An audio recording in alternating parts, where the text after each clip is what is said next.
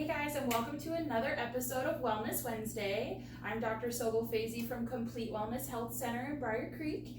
Today, Dr. Derek Musiano and I will be talking about toxicity. So I'm going to start out and I'm going to give you the basics about toxins and toxicity and how we can start to avoid them and what they're actually in. So the biggest thing is we can't fully avoid toxins. It's built into everything that's around us.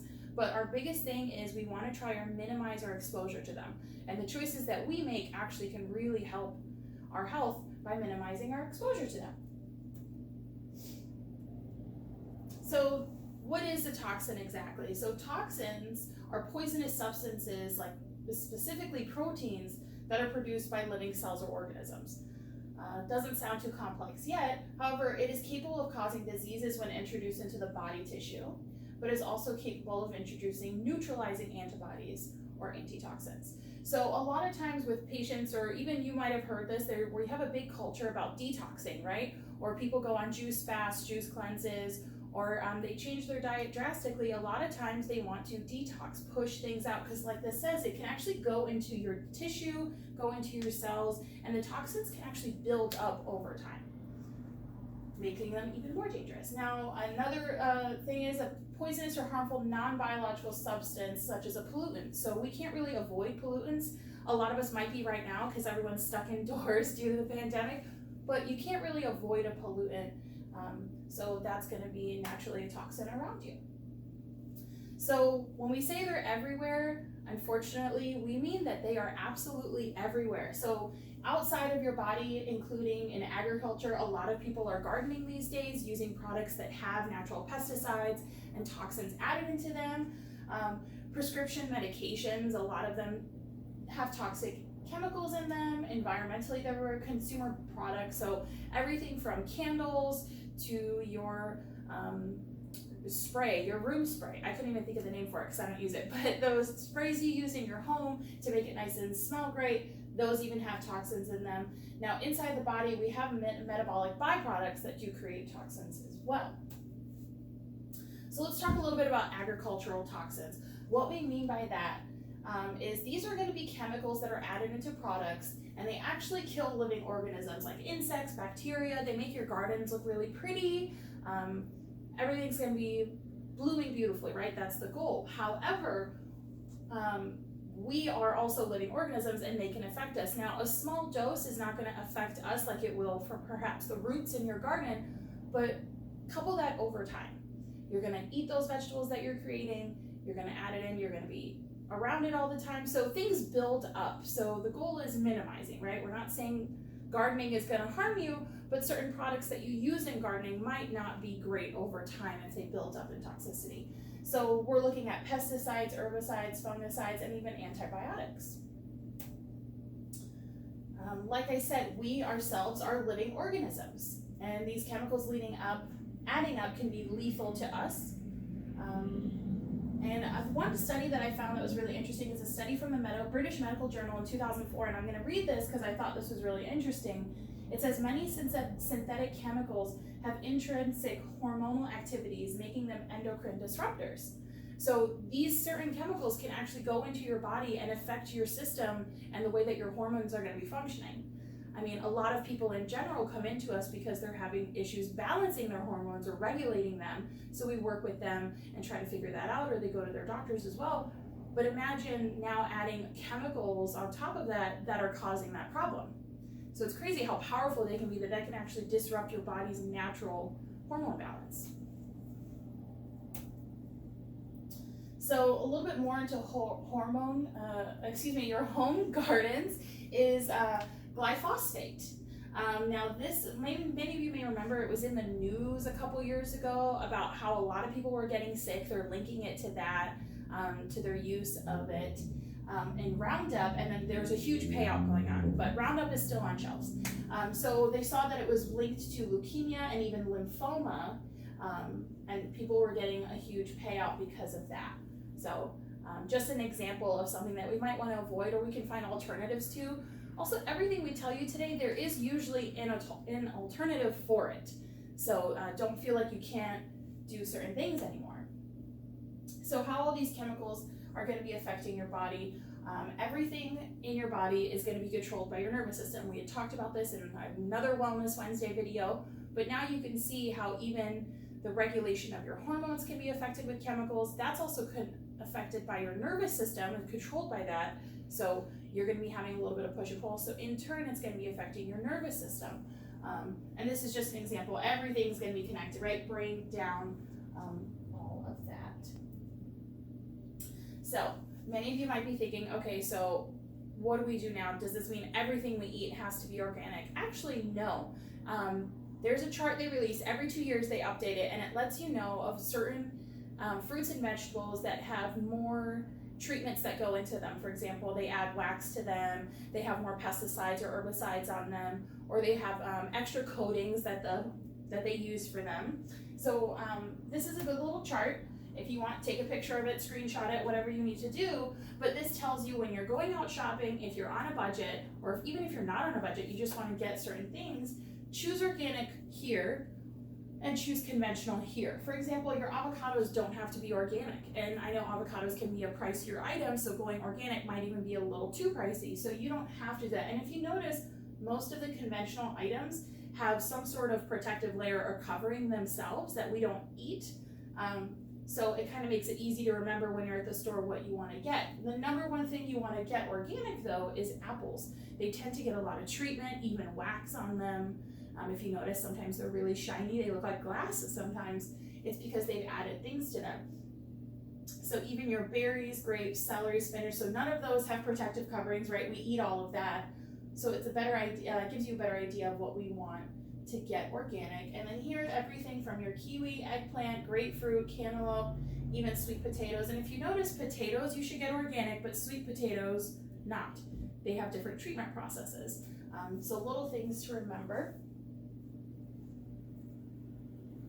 So Dr. Derek is going to go a little more in depth and tell you why we need to look, what things we need to look for when choosing meat and poultry. So Dr. Derek, come on up. All right, thank you, Dr. Sobel. Hey everyone, we're going to keep this going with some talk about more meat products. So first off is beef. There's a few different things you want to look at, mainly being diet, the drugs going into them, and the hormones as well, as you see here on the board. So why are we trying to seek out these grass-fed, free-range, organic products?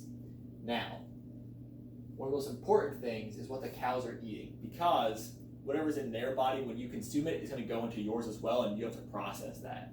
So recently, there's been a huge switch from grass to corn feed for economic reasons. It's much cheaper to feed the cows that corn, but they also balloon in weight much, much faster.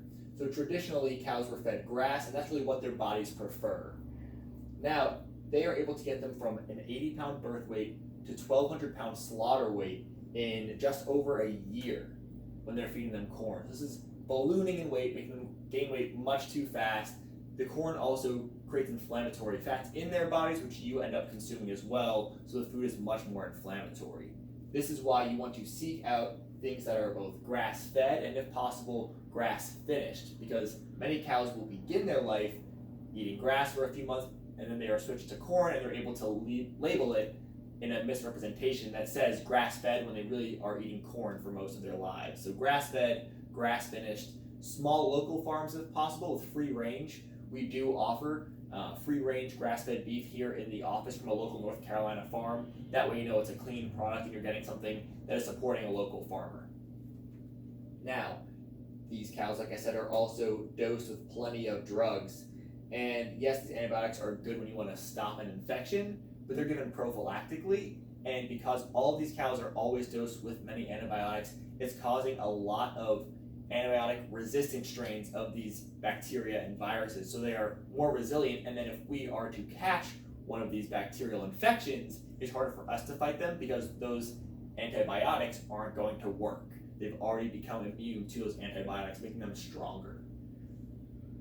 So overall, the cow or the chicken might have a longer life, but it may affect our lifespan and our health status. The third thing I mentioned is the hormones. Now, RBGH and RBST are both hormones given to cows to either increase their lactation, increase their weight, and these hormones, again, are still in the meat, It's in those products, and when we consume them, it can affect our hormone signaling. It can cause issues like premature puberty onset, hair growth in women, lots of other hormone disrupting issues, especially with the reproductive organs, the adrenals and the thyroid glands as well. So, like we said at the beginning of the meat section, we definitely want to aim for things like free range, grass-fed, grass-finished. Overall, the healthier cows are going to be happier, they're going to have better compounds in their meats, better, lower inflammation levels in their bodies, which go into our bodies as well. So think about that. What you're eating is definitely extremely important to reduce the toxins in your body. So next we're going to talk a little bit about medications that we are consuming. Now this is not to tell you how or when to take your medications, but it's important to arm yourself with information so that when you go to your doctor's appointment or you go to the pharmacy, you're aware of some of the adverse reactions or possible unintended effects of some of these medications. So although it's helped to increase the longevity of the human race, we are seeing some issues, and some stats to keep in mind are as follows. Now 11% of Americans aged 12 and over take an antidepressant. That's more than 1 in 10 are on antidepressants right now. The CDC has found that about 60% of antidepressant use is actually abuse. There is a lot of issues going on with people who are initially prescribed these medications who are using them for unintended uses or overusing them. About 1/3 of people with severe depressive symptoms also take antidepressant medications. So these drugs are becoming more and more widespread. What we want to focus on is that mind-body connection because it is extremely important. Now, the solution here may be to just overall try to be healthier, eat right, exercise, follow those 5 essentials. It'll decrease your body's exposure to a lot of these issues, but you'll also increase your body's ability to fight off these infections and these illnesses. So, in order to maximize your mind, like we talked about that mind-body connection, because it does affect hormone signaling and your immune system as well, we're going to do a few important things here. Now, social connection is extremely important right now. It helps us to keep a balanced mood, it helps to release things like serotonin and dopamine, so please still find a way to connect, even if it is electronically. Use that technology to your advantage, even if you are sheltered at home. Next, it's really important to get out and get into nature. When you're around those plants and those trees, they're letting off a lot more oxygen than your internal environment, especially if you're wearing a mask right now. That's going to cause increased circulation of carbon dioxide into your body. So please get out, get into that fresh air, and try to get some exercise going. Next, we have stretch and meditate. Stretching is extremely important, especially for the elderly population, to help decrease the risk of injury. That pliability to those soft tissues helps to avoid any strains, sprains, even broken bones as well. And then meditating is important to try to, again, decrease that cortisol, keep a nice, even mood. Then we have practicing a hobby, which is great to keep your mind sharp as well as your body, using that dexterity with your hands or whatever you're using for the hobby. And then chiropractic care both increases your immune system and decreases pain and injury as well. So we're going to close out today talking about environmental toxins. We talked about a lot of things coming from outside our homes, like those food products, but it's actually important to know that indoors can be 2 to 5 times more toxic than your outdoor environment. Now, what are we doing to cause such a toxic environment inside our own homes that we see as being so clean? We're going to go over this next time, so tune in for Wellness Wednesday, coming up with our environmental toxins as far as indoors, personal care and home care, cleaning products that we can use that are much less toxic. So we look forward to seeing you then.